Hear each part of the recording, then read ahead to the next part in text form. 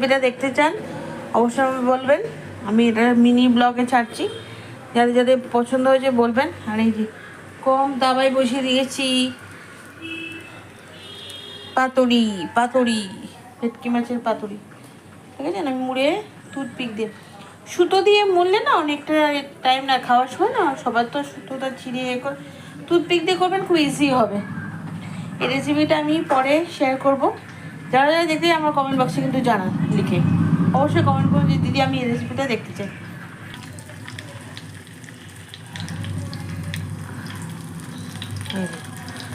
করে করে আপনাদের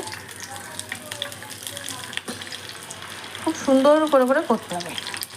এই মিনি ব্লগে আমি এই রেসিপিটা দেবো, যারা দেখতে চান আমাকে অবশ্যই বলুন।